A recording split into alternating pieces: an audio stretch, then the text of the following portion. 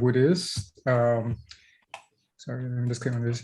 Yeah, I was born a Buddhist, but didn't really dive into Buddhism until sometime during my army time. And when a friend described actually the things that we're going to talk about today, like things like class aggregates. And I would say that I only truly began to practice when I went for my very first retreat with Ajahn Brahm in Chiang Rai in 2010. So there I had a pretty deep meditation experience, and I came out of that like convinced that okay, this is probably the way to go. Yeah, so it's all the shockness without any of the downsides, nor any of the unwholesome things, right? So it was just shock this all the way. So that was just like wow, fantastic. Yeah. So I would actually maybe just caveat that because of the setup, I have to kind of like refer to my notes. So if I look a bit off screen, right? Yeah, don't worry, it's nothing to do with like how good looking or bad looking any of y'all look. It's to do with the fact that my notes are on a different screen now. Yeah, so I think that before we started, right, I had actually asked the various mentees from the SBM mentorship program what were some of the questions they had about the suttas. And there were a few questions that came from a few people. I think just to kind of summarize, there were like a couple of questions about like fate and how to change our fate. There were questions about work and career, like how do you deal with like bosses with different expectations, how to do well in your career. There were questions about stress and expectations. There were questions about how to interact with people and stop being a topic of like idle chatter and gossip. And there was a very deep question also about actually of the four nutriments, the four food, right, the four aharas, especially like about like volition and consciousness. So to kind of like cover the spread of questions, right? Given that it ranges from like day to day, like things to really deep questions about what's the nature of like volition and consciousness. I actually covered. I discussed with like Sister Amy, and in my very usual, very lazy way, I was like, okay, let's just go with the least possible that we can get away with. So we are doing this series of like 3 sessions, right? And the first session will cover on view, right? Because this will actually cover some of the basic concept of Dharma, and that's today, which are critical for like further understanding. And I'll only cover like what's like really necessary. So usually what's really necessary for view would be the Four Noble Truths and also actually karma, cause and effect. But because of the question about the volition and consciousness, we will dive a little bit into non-self, which is actually a very big topic altogether. Then the second session, right, which is like the following Tuesday, we would cover the second factor, the Eightfold Path on motivations and intentions. And in many ways, this is actually the heart of the Eightfold Path. And I was quite surprised a few months ago to listen to like this sutta talk by Ajahn Brahm, where he said he used the same exact phrase. So I probably got it from him like in some random talk actually. So listen to Ajahn Brahm. Like this is the heart of the Eightfold Path, and the reason it's the heart of the Eightfold Path is because that motivations and intentions make up karma, right? So you don't really need to have a perfect right view before you would actually take on like right intentions and motivations, but you do need like right motivation and intention in order to actually have the right sequence of the rest of the Eightfold Path. Yeah, then the third session on the following Tuesday after that will actually cover the remainder of the Eightfold Path. But we will not actually be touching on right mindfulness and sama samadhi, right, right concentration. The reason is because that each of the last 2 factors of the Eightfold Path they can make up an entire sequence of like talks just by themselves. So both are very big topics. So that's actually the sequence that I'm like planning. And if you have any questions, feel free to put in the chat. I'll probably like cover that later on. And any questions also or feedback, please feel free to just pass it along to Sister Amy, Brother Zerming, or myself through whatever platforms. The only thing I'll say is that I don't check Facebook every day. I actually time limited myself to only like on the weekends. So if you send something to me by Facebook, I will not see it until like the Sunday. So that's just a caveat. Yeah. So for today's session, right, we will actually cover three aspects of right view. The Four Noble Paths I mentioned about like non-self, and then like cause and effect. And then cause and effect would very nicely segue into the next session. Yeah, and we'll just give a bit of a download on like some key selections from the suttas, and then we can have a Q&A at the end of it. Yeah, so like I mentioned, for the purpose of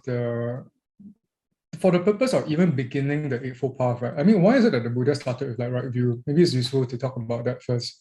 It's because actually that your view, right, is almost like this container. And if you think about like you go to the cinema, right? I know that nowadays people tend to watch things from like other screens, but okay, let's use the example of like just watching something on a movie screen, for example, or your phone.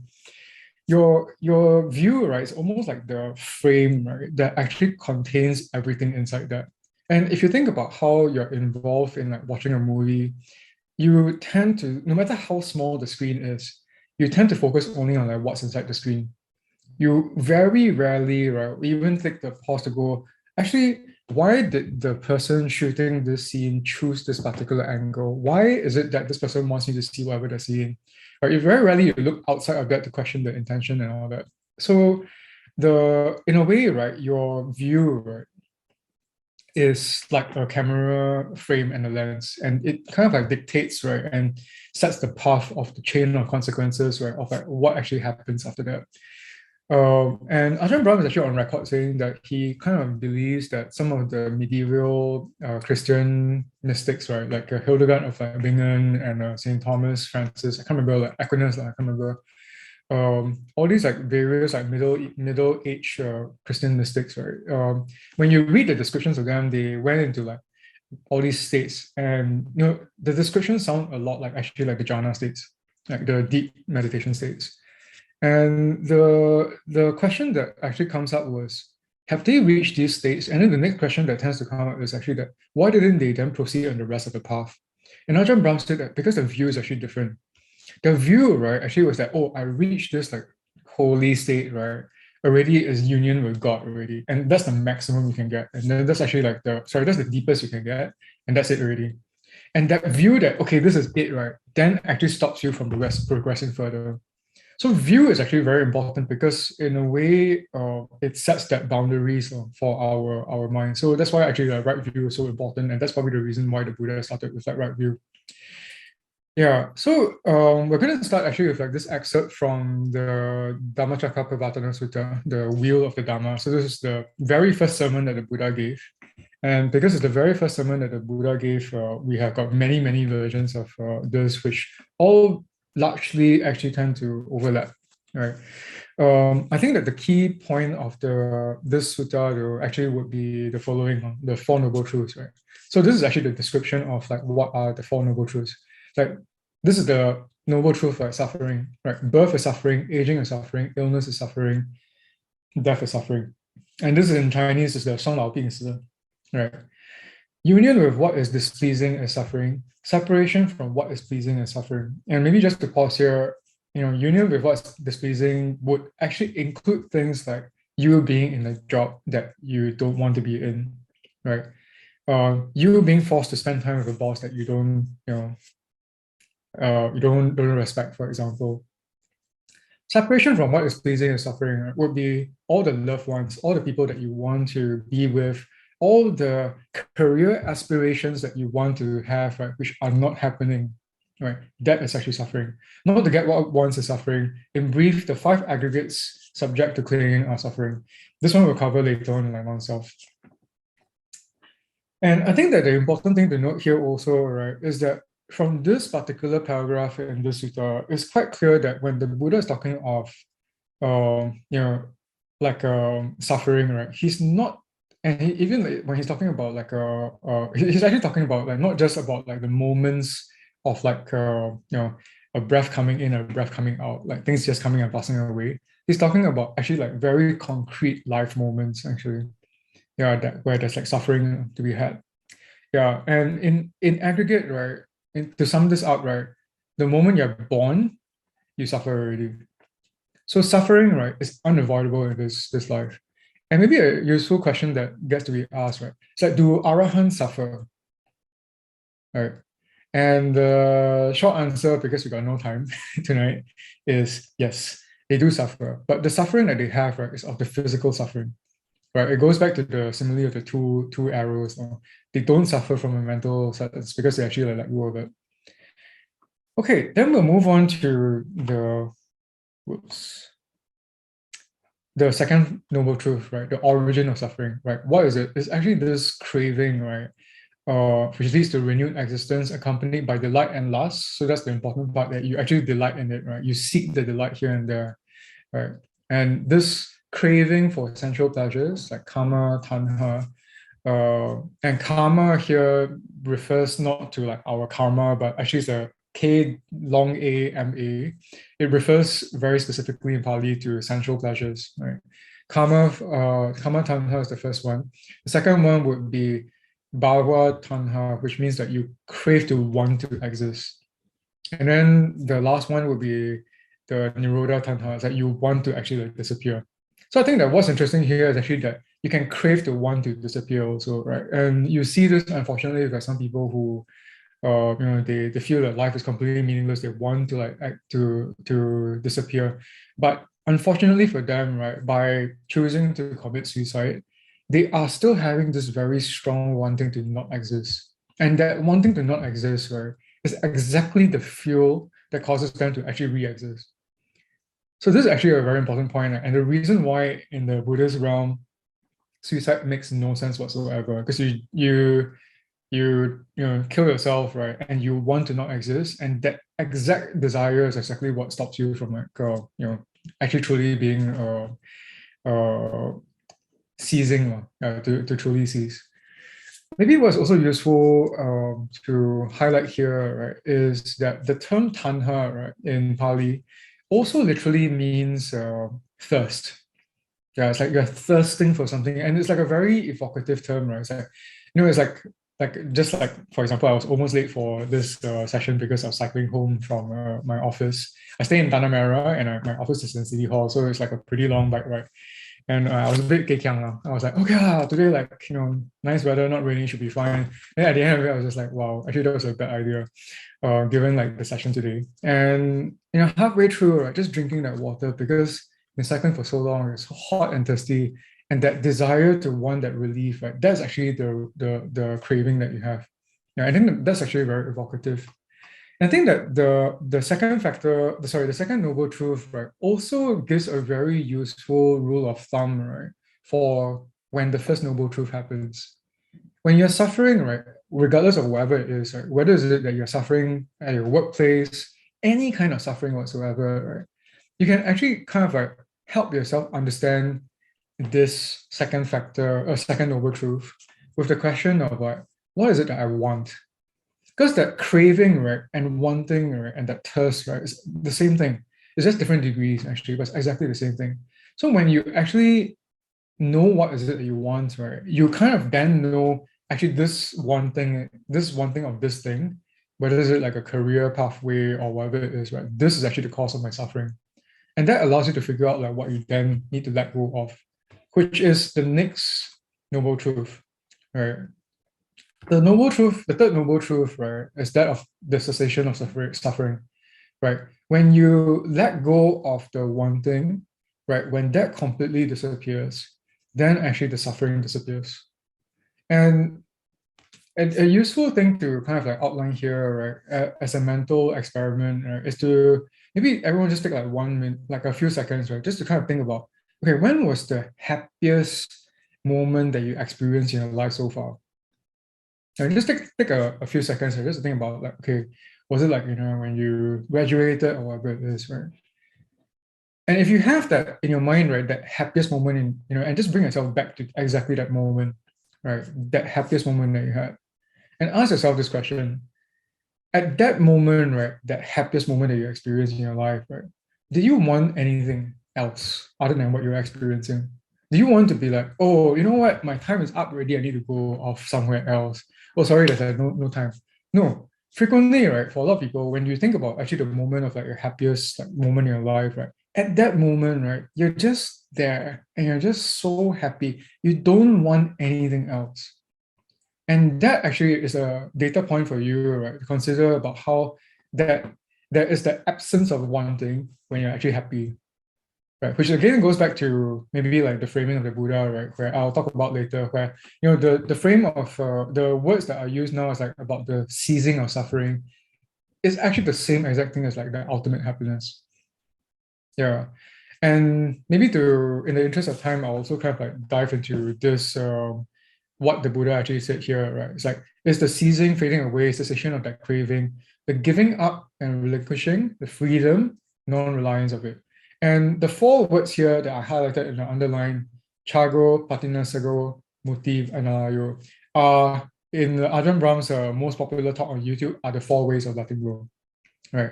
Chaga literally means like generosity. It's like you just give away things. Patinisaga means like you just like let go, right? You just relinquish it. Muti is actually like freedom. That you're just like, completely, you just let, it's like you're free from it, right? It's almost as though that you're like enslaved by it and you're like, just like, okay, you know what? Screw this. And then you're just free from it. And Analayo is actually the other interesting one where the best translation for this that I heard from Ajahn Brahm, which I think is a very accurate translation, is the Teflon non-stick mind.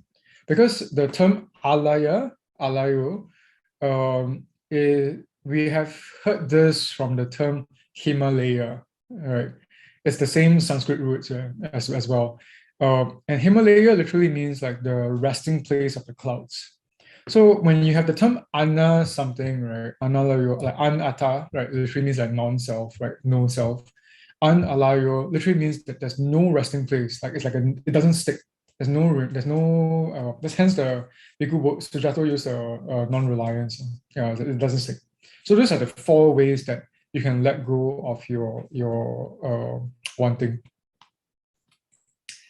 Yeah, and then the fourth noble truth, right, is about the eightfold path, right? Right view, right thought, right speech, right action, right livelihood, right effort, right mindfulness, and like right samadhi. And I think that maybe it's useful to pause here because like this actually threw me off when I first encountered like the four noble truths. Right? It's like, okay, wait, you're telling me and then when you dive into like this eightfold path, right? Right view includes the four noble truths. And you're like, wait, is it like a circular logic? Right? It's like four noble truths like requires like like the eightfold path, which includes right view, which then also like feels like four noble truths. Right? It's a bit like, huh? How does it work? And actually, the I've been learning like programming on my own. This isn't circular. It's circular in a way, right? But it's not like a circular logic in the sense that if you think about like why circular logic doesn't work, it is because it's actually all at the same time, right? This actually in computing terms, right, is actually what you call like recursion, right? Where yes, it goes in a circular path, but after you've gone through the whole like eightfold path, right, actually something has changed already. And then when you go back to right view, right, actually that right view, right, after you finish like the right samadhi, right, it has actually become even more right. And then when you then go through the rest of the eightfold path again, right, you purify yourself, then again it becomes even more right when you come back to right view. So it's actually more of like a recursive loop rather than it is like a circular logic. So that's like one way to think about this fourth noble truth. I would then kind of like jump to the next part of the sutta. So this whole class will be just like excerpts, right? And I completely remove all the very chonghei, very very long-winded parts. So the actual section, right, is very very long-winded. And the reason is because that in the suttas, right, when they're passed down, it was actually an oral tradition. And the way that you ensure that the oral tradition is transmitted accurately, you include all these things to like all these like redundant words, right? And you make the person reciting it, right, to recite it like forwards, backwards, missing every word, and so on and so forth, right? Ensure that actually there's a check. Yeah. So we've removed all of that. And I think that the Buddha actually advised like what you should do for these four noble truths, right? The first noble truth of suffering, right, should be completely understood. And that's actually the biggest mistake that I see a lot of like fellow Buddhists do, right, when they suffer. They'll be like, oh, like why is it I suffer? Oh, I just let go, can't really. No, actually, when you're suffering, right, the first thing you should do, right, is to actually face your suffering up front and ask yourself, why is it that I'm suffering? Right? By facing that and trying to seek to understand, right? Like by actually going through the Four Noble Truths, right? And asking yourself, what is it, for example, that you're holding on to? What is it you're attaching to? What is it that you want? Right? That actually helps you to understand, right? And to actually truly give you the fuel for further enlightenment moving forward. The second noble truth, right, that you're suffering, right, that tanha, that craving should be given up. The third noble truth, right, that you have the letting go and the cessation and so on and so forth, right, cessation of like suffering is to be realized. And the fourth noble truth, right, the Eightfold Path should be developed. And in that same sutta, the Buddha actually talked about himself, saying that for each of these things, he has fully done all of them. He has fully understood suffering. He has fully given up like craving. He has actually realized the cessation of suffering. He has fully developed the Eightfold Path. So this is actually the teaching of the first sermon of the Buddha. Now, I think that I mentioned earlier, like it sounds like it's very like meh, right? It's like, oh, like it's all about removing suffering, right? And as a consequence also of the fact that in some of the suttas, right, you see actually the Buddha talking about how equanimity is better, right? It's like better than like joy and like happiness and so forth. You then actually I actually see this phenomenon a lot in the Buddhist circles of like people intentionally cultivating like this like indifference, you know, they're like, oh, if it's too pleasurable, then I'm gonna be like too attached to it. So let's not enjoy it. Let's just be like neutral. Let's like try to like be equanimous. And that is exactly the wrong thing to do, right? Because when you're doing that, right, you're actually using willpower to try to force yourself, right, to be equanimous. And what people don't realize in one of the other suttas is that this actually is fuel, right, for delusion. Yeah, when you have got that neutral feeling, it's actually a fuel, potentially a fuel for delusion. In contrast, right, actually, when you look at this sutta, the simile of the quill, the sorry, let me just turn off like something. I think I'm getting a lot of messages. How do I turn off the sound? Okay. Yeah, when you look at this like particular sutta, right, the simile of the quail, right, the Buddha actually spoke about sense pleasures, and he actually said that these should not be cultivated. He actually compared this. He said that these are like the filthy is not the right word. Milha actually literally means like a piss pleasure, right? It's like urine, right? So anything that you enjoy now, right, the finest food that you're enjoying, you know, the best dinner you had, the best sex you enjoyed, and all that stuff, right? Everything you enjoy from the five senses, the Buddha is saying that that's like piss. It's completely not worth like cultivating. In contrast, right, the pleasures of the jhanas, right, getting away from like the sense pleasures. The Buddha actually said that, you know, you can see from this passage here, this is the pleasure of renunciation, the pleasure of seclusion, the pleasure of like peace. And actually, this is the important part. He said that this is actually the pleasure of awakening, Sambodha Sukham. This pleasure that you experience from jhanas is not exactly the same as the pleasure of like, awakening, right? But it is actually like almost the same. Hence, actually, the term Sambodha Sukham, right? It's almost like the pleasure, like the same thing as like when you awaken, but even more when you actually awaken. And this kind of pleasure, the Buddha was saying, you should actually cultivate and actually develop this. So it's not correct to say that, you know, from the Four Noble Truths, then it's like, oh, we're bound to suffer, so we should actually like not cultivate any pleasure or enjoyment whatsoever. Cultivate these wholesome pleasures that are non-sensual, right? Cultivate the pleasure of like just enjoying the peace and quiet, enjoying when you get into the really deep states, right? That bliss, you know, that mind-blowing bliss of like the first jhana, the second jhana, the third jhana, and the fourth jhana, who is like much more like equanimous. Enjoy every single one of those and to actually cultivate that. So the path, right, I just want to emphasize, right, is really the Four Noble Truths, right, are really about like ever increasing happiness, actually. And the pleasure of sense pleasures, right, is really only enjoyable because our mind is actually like sick with like all these defilements. And this is the famous one from like MN75 to Mangadia, where it's the famous simile of the leper. right? Where a leper has got all these sores, right? And then the leper would take their hand, it's so itchy and so unbearable. The leper would actually like just put a hand over the fire, burn the charcoal pit, just to burn it, because that pleasure of that, how to say, not that pleasure, it's better to feel the pain of like burning, right, than it is to actually like just live with the suffering of like leprosy. Right. And then the Buddha said that, okay, if that person actually is like cured of like leprosy, right, and become well and happy, right, would the same person actually go to the fire and stick a hand over the charcoal pit? And the person that the Buddha was talking to said, no, because the fire is painful, hot, and scorching. And then the Buddha asked that person, it's like, is it only now that the fire is painful, or has it always been like, painful and hot and scorching?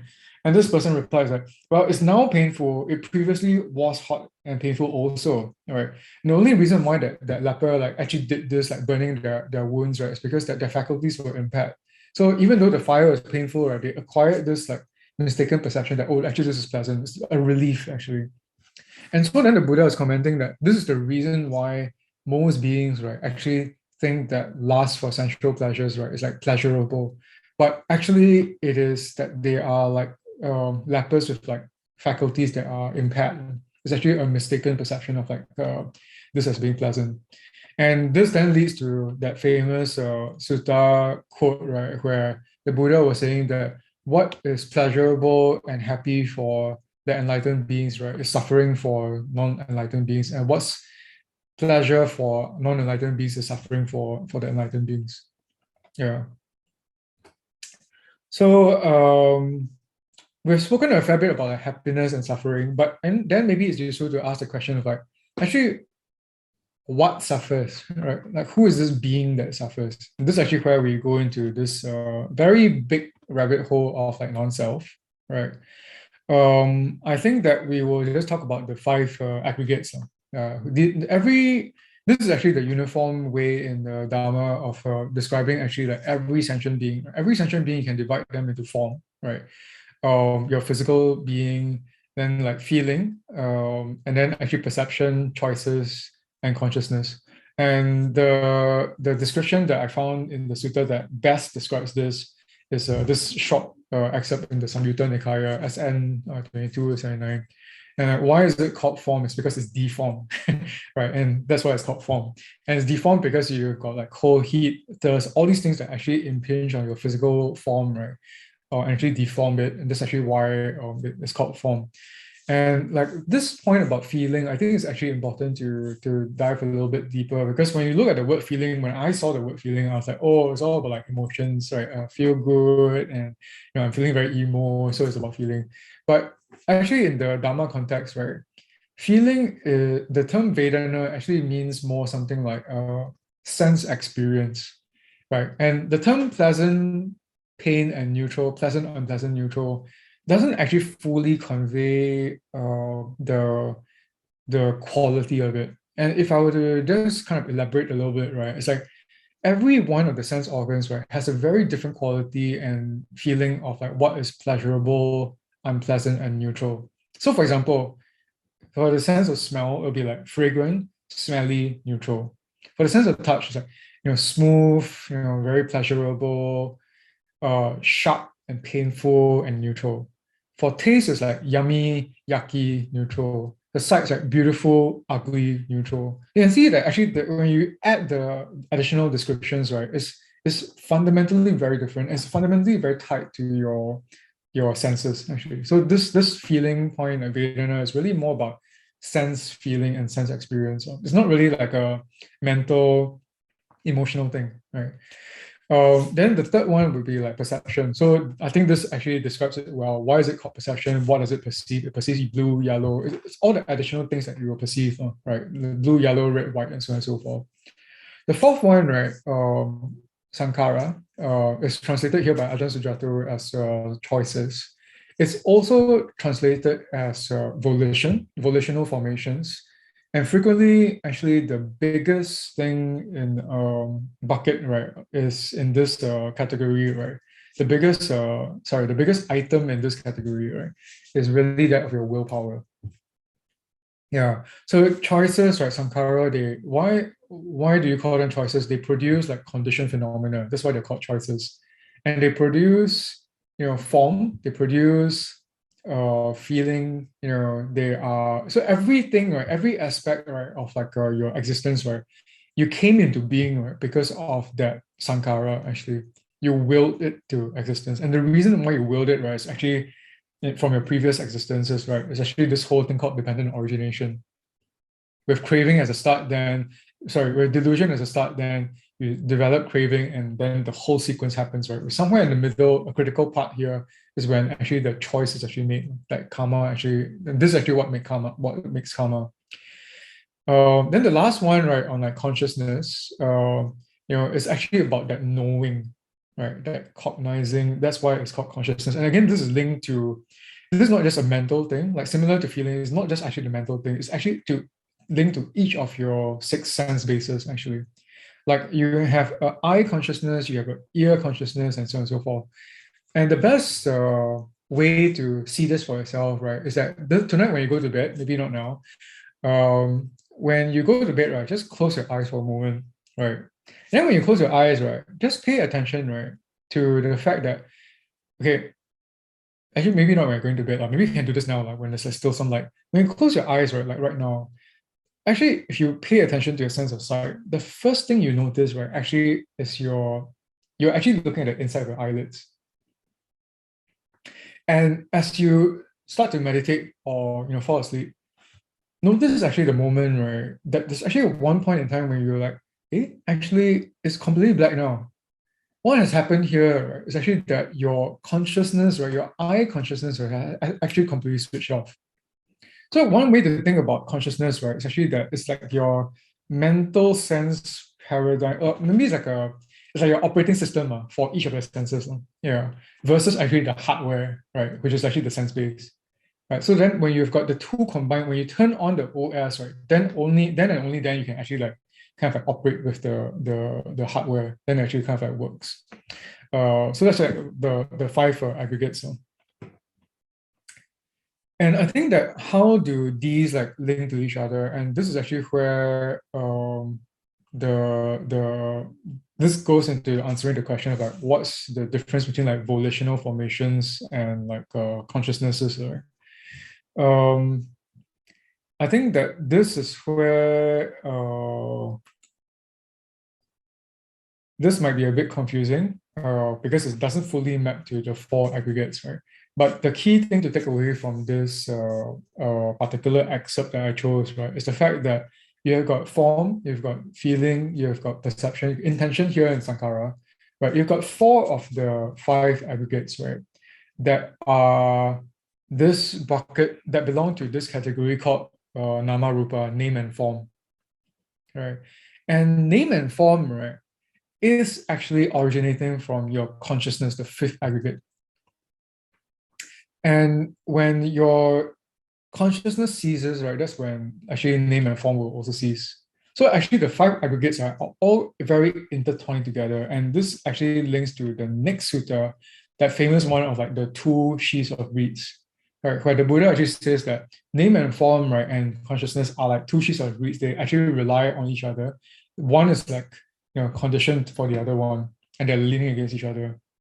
So your five aggregates are all completely intertwined, right? And that's actually how you come into being. Yeah. So yeah, I think that the key, oops, sorry.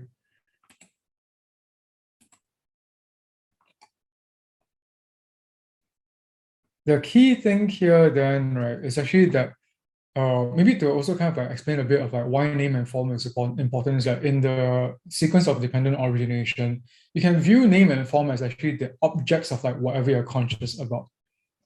They are objects of consciousnesses. Yeah, so you have got both the objects of consciousnesses and also actually the awareness as well. And these two are like intertwined. That's how existence comes to be. So this is actually important part of the whole dependent origination, but I won't go into that because actually it's not super critical for understanding the path. Yeah, and it is precisely these five aggregates, right, all intertwined together in this way that makes you, right? And actually why is it the Buddha chose these five aggregates, right? It's because that these are actually the five things, right, that we tend to associate ourselves with. And in the famous second sermon of the Buddha, where after he shared, this sermon, apparently the first arahants were created in this world. He was emphasizing that actually form is not self, feeling is not self, perception is not self, volitional formations of sankhara is not self, consciousness is not self. For if any of these things were self, right, then it wouldn't lead to like, suffering. And it would also be possible for you to like just wish and say that let my consciousness, or let me not feel in this way. Let me just have only like fragrant stuff that goes through my nostrils. Let me have like only perceive like beautiful, like fantastic things. And let me have a consciousness that, will never suffer, right? And never experience pain. But that is not going to happen, right? It is precisely because that it is non-self, right? That is not you, right? And then when the world changes, right, that's actually when you will suffer. So it's not possible for you to like choose and to control. And that's actually why suffering happens. And that's why actually there's non-self. If you're truly, if any of these aggregates were truly yourself, right, you can fully control it. You can go, let me wish this and then that will happen, but that's not the case. And that's actually hence there's non-self. And that's the reason why the Buddha was emphasizing, right, that any kind of feeling, any kind of perception, any kind of a will, anything that you want, right, and you wish for and you're working towards through all consciousnesses, right, you should always view these, right, fundamentally as this is not mine, this I am not, this is not myself. Because the moment that you build a sense of self around any of these things, right, you will suffer. It's an inevitable part of that. Yeah. So the Buddha is actually saying that life is suffering, right? Because actually everything you experience is not in your control, right? You're not in control. The world is actually going to do whatever the world is. Everything will change. And if you attach any sense of identity, right, to any part of the world, you will suffer as a result of this. Yeah. So is there actually like no way out, right? Sounds like very pessimistic, right? And actually, no, there actually is a way. And the Four Noble Truths, right, it really talks about actually the Eightfold Path. And that's actually the Eightfold Path, right, is a manifestation, right? It's actually a gym workout protocol that allows you to use cause and effect to actually effect changes to your life. Right. If you think about it, right, if the world was truly how to say predestined, right, then actually the Eightfold Path makes no sense whatsoever. Like why go on the Eightfold Path, right, and like try to like be a good person and all that stuff, right, when it's already predestined anyway, right? But that's not the reality of the world. The reality of the world is actually that you can actually like see the right actions, right, the right effects, right, by putting the right causes in place. Cause and effect is very, very critical. And that is actually explained. And why is it like cause and effect? I put it under like right view. Is actually primarily this sutta, the Salayatana Sutta, MN41. This is a very good sutta which I strongly recommend everyone to read because it was a sutta given to the lay persons where the Buddha talked about the 10 kinds of right actions, right, by body, speech, and mind. And for the right mental actions, right, this is like what the Buddha says. And how householders are there three kinds of mental conduct in accordance with the Dharma, righteous conduct. Here, someone is not covetous, meaning that they don't want, they don't desire something else, right, that doesn't belong to them. He does not covet the wealth and property of others, saying that, oh, may what belongs to another be mine, right?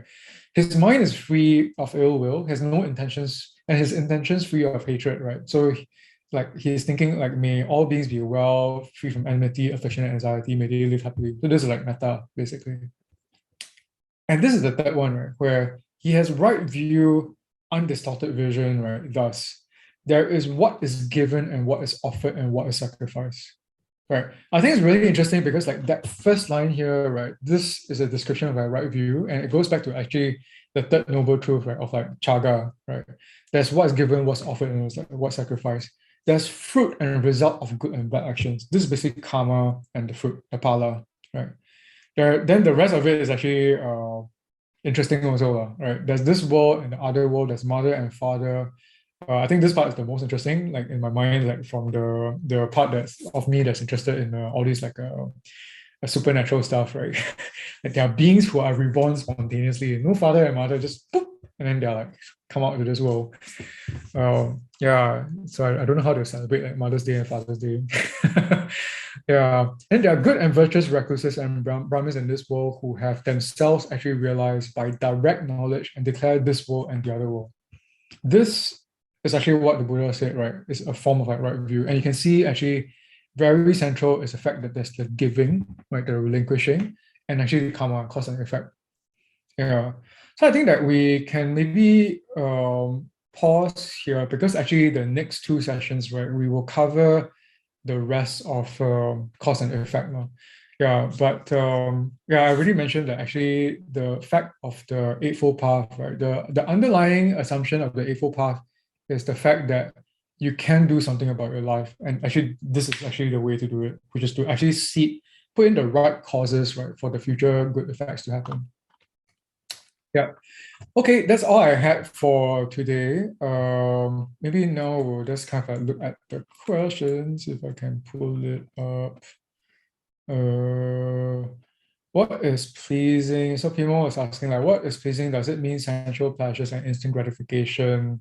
This is reference to, wait,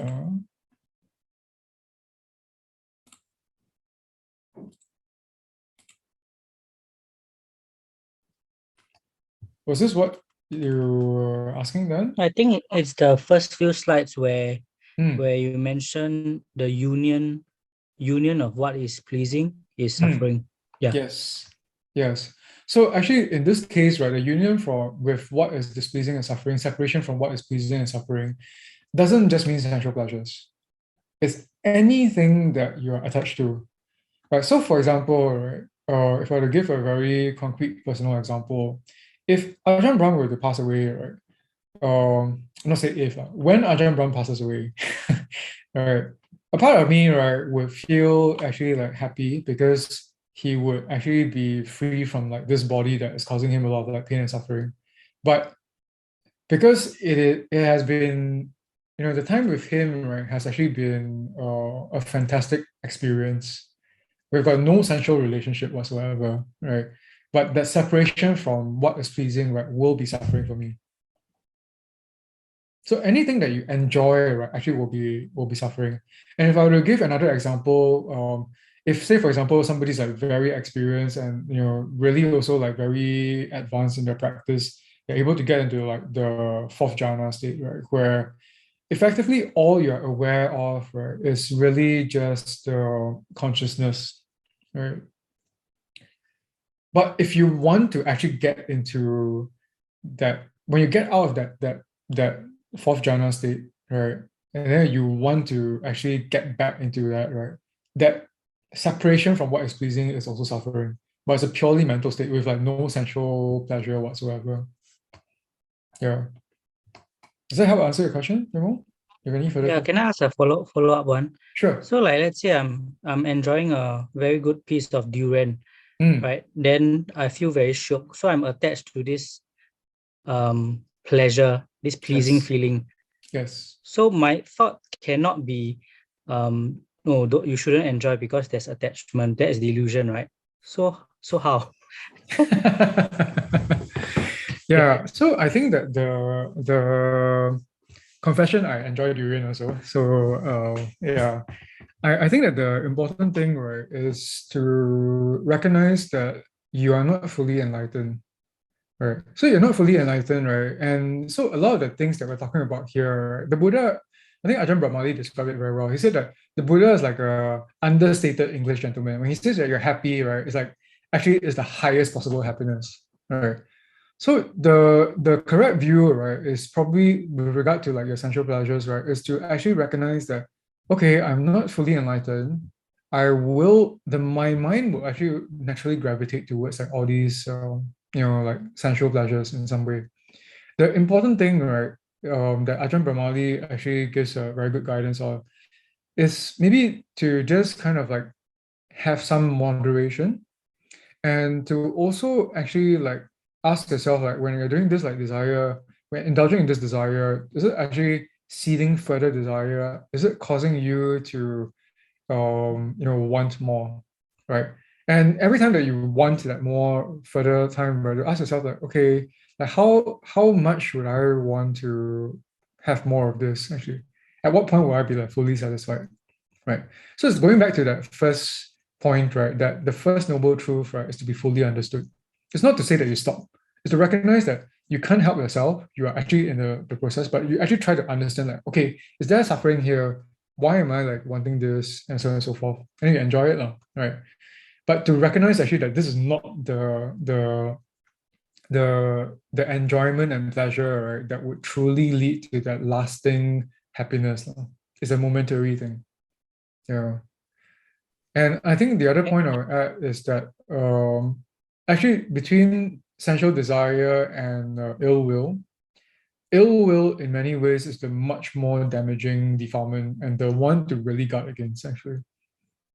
Yeah, sensual desire, frequently people are just like indulging by themselves. There is some impact on this, but it is a lot less damaging compared to like ill will, where if you look at all the political dysfunction, you look at all the families that are broken up, it's all because of this one defilement, actually. So it's very, very damaging. Yeah.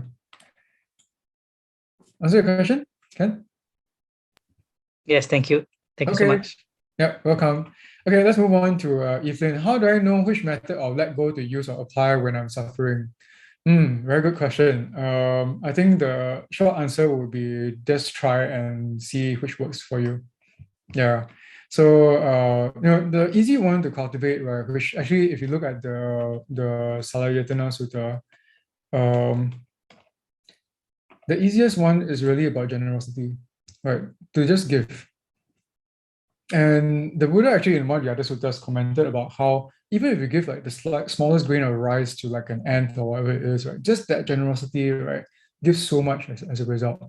So just practice giving generosity, right, when you are already good, which is the reason why the top advice I have, right, okay, a lot of my friends, right, when they, I've noticed this, when they run into like personal difficulties, they come to me and they're like, hey, PJ, can you recommend a meditation course? I'm like going through like like divorce or whatever it is. And frequently my advice to them is that you should not meditate because you meditate now, right? It's like as though that your mind's already like all default. You sit down and meditate, right? All this will come to fruit. It's like it's the worst combo, right? And then they're like, oh, it's so boring. I can't take it. But I'm trying to like still my mind and I'm thinking about all the things that happen. The best thing to do, right, actually is to really do this like letting go by actually volunteering, doing volunteer work. Yeah. So Amy and Zemi are just like, yes, carry on. Volunteer with SBM. Okay, very good. Carry on. Yeah. Yeah. So I hope that answers the question. Yeah. Then maybe we move on to quail as in the bird. Yes, quail as in the bird. Then choice, is it like free will? Yeah, choice. Okay, this is an interesting point, right? Like this whole idea of like free will. Actually, your will is not really free. Yeah, and why I say that is because that in many ways, right, your will, right, the Buddha actually gave a simile of the will as like it's like a mistress that's never satisfied. And you will only really recognize this, right? The pleasure of like not having, of letting go of your will when you've directly experienced the second jhana. Because each of the four jhanas, right, are accompanied by letting go of like something. The ecstasy and bliss of the first jhana is due to the fact that that's the first time that your mind and your consciousness, right, is truly free from the five senses. And hence, that's why the Buddha actually calls it like the ending of the world as you know it, because it's the first time that your mind is actually truly free from the five senses. It's been like imprisoned by the five senses for the whole time. Then it's truly free for the first time. The second jhana is accompanied by actually the letting go of like will. Your volition, you can't move. You want to move, also you can't move. You mentally, I'm not talking about like physically. You want to like mentally get out of the state, also you can't do anything. Like your mind is completely still, right? Because it's actually nothing moving it at all, right? The third jhana is actually when you have the separation between like joy and pleasure, right? And like even joy, right, is like a disturbance. Then you actually prefer the final state of like pleasure. And the fourth jhana is actually when even that happiness, right, that pleasure, that sukha, is something that you feel is a disturbance compared to like complete equanimity. So it's like every single state, right? You're just letting go. Like just think of like actually going from like a ripples in the water to a completely still pool, and that's actually the sequence in each of the jhanas. So with like choice, right? We think that we have made the choice, but actually frequently, if you are in that when you're going through the second jhana, you come out of that, you can ask yourself, right, actually, like, of the things that you wanted, right? Where was that seed? And when you just come out the jhana, your mind is mature enough that you can actually go back to actually see the causal sequence of things. Yeah, and frequently you will realize, right, that the seed, right, was not placed by you. If I had to share a personal example, after that Chiang Rai retreat, um, on the way to the Chiang Rai retreat, right, I had signed like this disclaimer by like Buddhist fellowship saying that, oh, if you break any of the precepts, they'll throw you out and whatever it is. So then I saw the Chang beer advertisement. I was just like, shit, I really need a beer, but then I can't drink a beer because I signed a stupid legal disclaimer, right? Then after the 10 days, I had gotten into the deep state. I came and I passed by a Chang beer advertisement because this is northern Thailand. Chang beer advertisements are everywhere. I was just like, I got zero desire for like beer. Like, why is that the case? And that actually caused me to like think back about the very first time I had beer, right, which was like a sip that my mother gave me when I was like 5 years old. She was like, my parents are quite liberal. They're like, okay, young kid, just taste so you know how disgusting it tastes like. I drank it, I just like, wow, like what kind of nonsense is this? It's so bitter and disgusting. And then I was reflecting, why is it then that over time I started actually like drinking more alcohol? And it caused me to realize that actually a lot of this like free will, right, was people saying, hey, drink lah, this is great for you. Wow, this is so good. You got enough people like around you saying that, wow, this tastes fantastic, right? Even if it's urine, or you'll be like, wow, this urine tastes fantastic, right? Yeah, this is the nature of like things. So I think that this whole idea of like free will, you might think that you want it, but actually when you get deep enough, you'll see for yourself that actually it was planted by something else. Yeah. You spoke quite a bit on pleasure. Do you apply the same for displeasure? Yeah, so I think that the pleasure that I spoke about is the dangers. Okay, with pleasure, sense pleasure, you have to be careful, right, not to overindulge. In the with displeasure, right, I think that you might have got no choice but to just like bear with it. But what I was trying to talk about with like the pleasure, right, was really to actively cultivate the pleasure, the wholesome, non-sensual pleasures that comes when you are walking the path. That is not done enough in the practice. In the practice, in the community, there's a lot of like, oh, we need to be like not seeking pleasure and also like tolerating like displeasure and just be completely neutral. And there's a lot of like willpower there.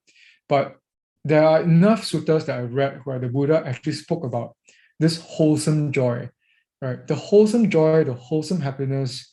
Just think about, for example, like this generosity when you give something with no expectations, and then somebody comes and thanks you, it's like, oh, thank you, thank you, thank you. This was so helpful.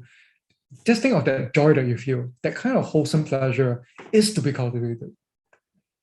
Yeah. So don't think of the path as like this is cultivating like this manners, right? That's not dharma or it's not dharma. It's actually dharma, right? It's actually really about cultivating like happiness, right? So focus more on like cultivating this pleasures, like kind of like what I'm talking about. Hi, bro, PJ. You mentioned on being attached to something will create suffering, but when we're trying to create the cause for the right effect to happen, aren't we also displaying attachment?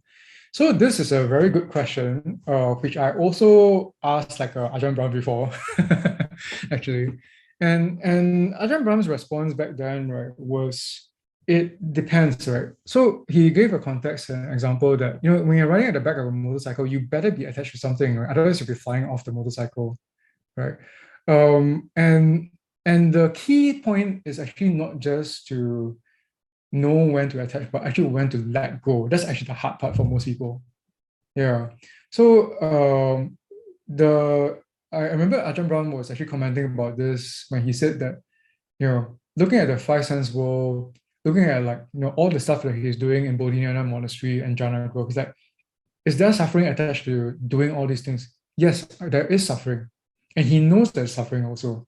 But the fact is that in his mind, he's doing this with the right motivation and intentions. So he knows actually that will be a good fruit and a result out of this suffering in that sense. But there is suffering there. It's very different from the non-suffering, right, that comes from being fully enlightened. Then you got absolutely zero suffering whatsoever, mental suffering. Yeah. And that actually is the reason why when the Buddha became enlightened, right, he needed a nudge from a god, right, to say that all these beings out there that have got little dust in their eyes, and you need to like help them. Without that will, right, injected by the god, right, actually the Buddha Gautama would very well have been a Pachika Buddha. He probably wouldn't have actually gone out to teach because there wasn't that seed that was planted actually. Yeah. So coming back to like your question, Cheryl, it's really about, yes, there are some things where it's worthwhile for us to try to create the causes for the right effects to happen. And the important thing, right, is to, after you've created this, right, to then actually recognize that you've done what you can and to let go. And to let go, including letting go of the expectations that the effects will happen. Because the effects might not happen this life, it might happen in the next life also. Yeah. So I hope that answers the question. How does ill will derive and how do we overcome it? Yeah, so this one actually, Pimo, we will cover this in the next session when we talk more and dive more into cause and effect, and we will be talking about right intentions. So that covers a fair bit about ill will and also how to overcome it. Yeah. Okay, that's all we have. Zun at 9 o'clock. Any further questions? PJ, your first session already non-self already. I got more. I expect more from the next two. No pressure, no pressure. And anyway, you cannot have expectation. Oh yeah. It's okay. I won't be disappointed, so it's okay. Yeah. Okay. I think that the other thing I will just add is that for those of you who haven't done so, you can pass your emails, I guess, to Sister Amy to be added to the forum. I'll use that to circulate the slide deck that you saw and the resources.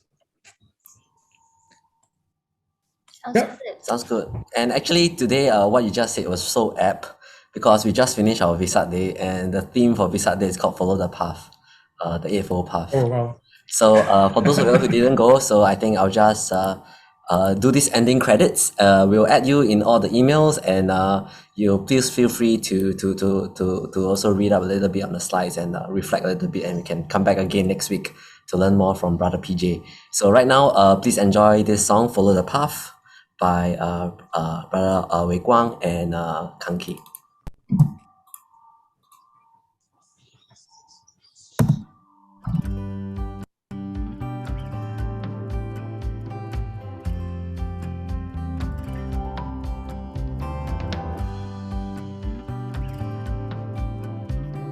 No, I think the sound, I can't hear the sound.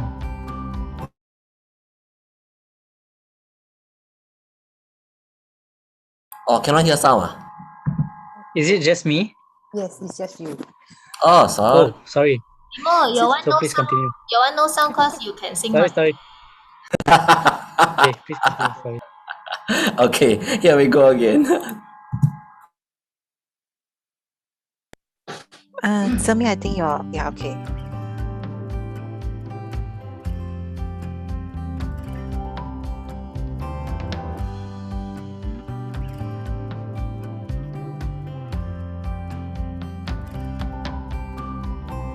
I have always been wondering, why isn't life always smooth sailing? How I long so much to be free from this satisfaction and suffering.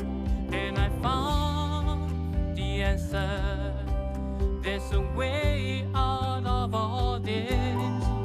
I will strive hard to achieve this perfect everlasting bliss. Let us follow the noble eightfold path, showing us the way towards nirvana. Here and now we stand together hand in hand, each one of us a lamb spreading the Dharma to the world.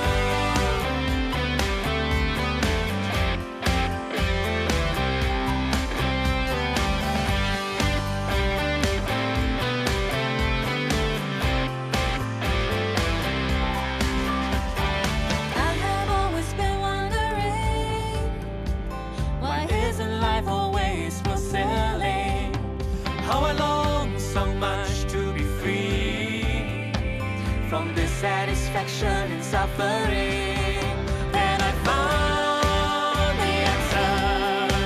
There's a way out of all this. I will strive hard to achieve this perfect everlasting bliss. Let us follow the noble eightfold path, showing us the way towards nirvana. Here and now we stand together hand in hand, each one of us a lamp spreading the Dharma to the world. Let us follow the noble eightfold path, showing us the way towards nirvana. Here and now we stand together hand in hand, each one of us a lamp spreading the Dharma to the world, showing us the way towards nirvana. Here and now we stand together hand in hand, each one of us a lamp spreading the Dharma to the world, showing us the way. Here and now we stand together hand in hand, spread the Dharma to the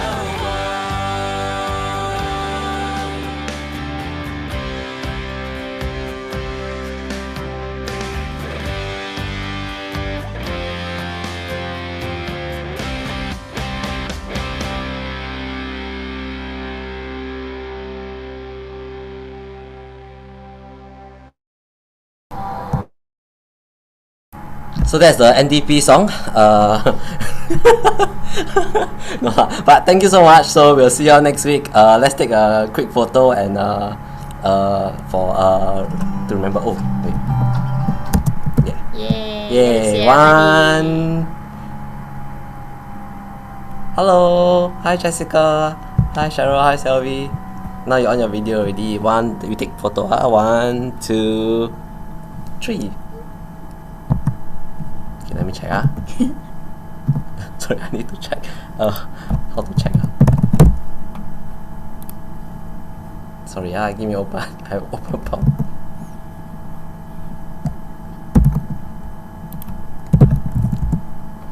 Thanks, PJ, for the Yes, sharing. nice. Thank you. So thank you all for the sharing, and we'll see you next week. Thank you all. Have a good rest. Thank you. Good night. Thank you, Brother PJ. Thank you, Brother PJ. Bye.